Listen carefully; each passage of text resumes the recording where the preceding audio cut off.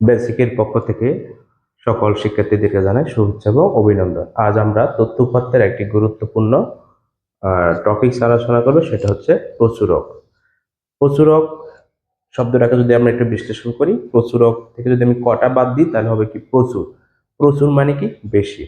ওকে, চলো দেখি এখানে কি লেখা আছে। প্রচুরক কোন উপাত্তে যে সংখ্যা সর্বাধিক থাকে, মানে যে সংখ্যাটা সবচেয়ে বেশি থাকবে সেই সংখ্যাকে ওই উপাত্তের প্রচুরক বলে।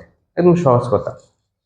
2 নম্বরে আরেকটা কথা লেখা আছে, কোন উপাত্তে যদি কোনো সংখ্যা একবারের বেশি না থাকে, মানে একবারের বেশি কোনো সংখ্যা থাকবে না, সে উপাত্তে প্রচুরক নির্ণয় করা যাবে না। ওকে, আমরা দুইটা উদাহরণ দেখি একটু। 2, 5, 7, 9, 2, 11, 2, 4, 8।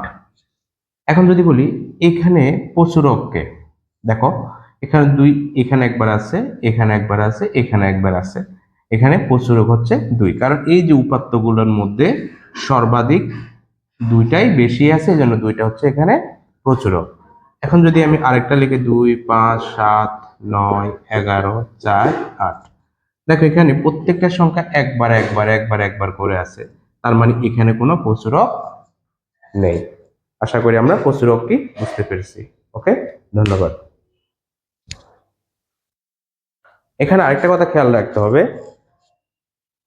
একটা সংখ্যাতে প্রচুরক একটা হইতে পারে, দুইটা হইতে পারে, তিনটা হইতে পারে। একটু খেয়াল করো, যদি এইভাবে লেখা থাকে 5, এইভাবে 5 লেখা আছে, তাহলে 5 আছে কয়বার? 2 বার।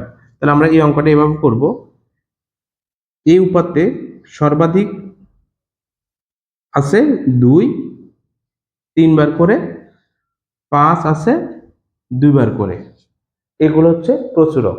ঠিক আছে, আর যে উপাত্তে সংখ্যাগুলো একবারে বেশি থাকবে না সেটাকে আমরা প্রচুরক বলতে পারবো না।